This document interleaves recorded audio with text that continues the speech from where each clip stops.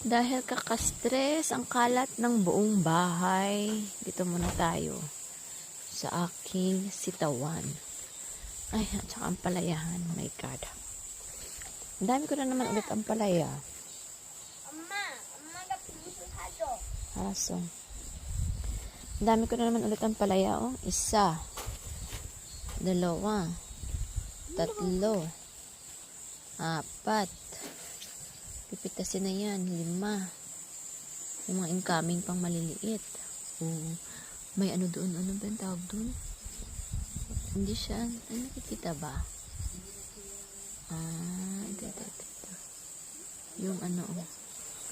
Ayan. 쉬는 날이냐고. Keguri. Ay, ilan na yun? Ilan na yun? 1, 2, 3, 4, 5. May 6 pa dito. Oh my God. Doon pa, 8. Hindi ko na nakikita. Ay, ayun pa oh. 9. Gumapang na sila. Isang sitaw lang yan. Pero ang daming namang gumapang. Diyos me, marimar, ano lang ang kain ko nito. Kailangan ko na talagang wala kasi akong time na parati na yung araw, hindi ko na nakikita. Kaya parati ng gabi yung uwi ko. Ayan o, ay Diyos ko, kailangan ko na talagang pagtanggalin. Ayun o. Tumatanda na lahat na ata. Tumatanda na, oh my gosh. Kawawa naman na. Hindi ko na ayan o. Hindi ko na naasikaso ng mabuti. Ayan. Kailangan ko na. 4 lang nga ng puno yung ano ko. Ayan o. Ayan natin. Ayan ako. Ano yung mga sita ko. Yan siguro yung cucumber ko. Matanda na. Kailangan ko na siguro yung putulin. Ito naman talagang pinapaano ko yung patanda ko. Para yung buto-buto niya mag-spread out next year. Kakainin natin.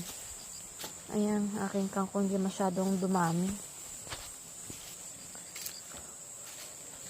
At saka itong aking nagtanda ng 4 na piraso. Kinuha ko nung nakaraan matanda na. 4 lang nga itong kapunuan ko, natandaan pa.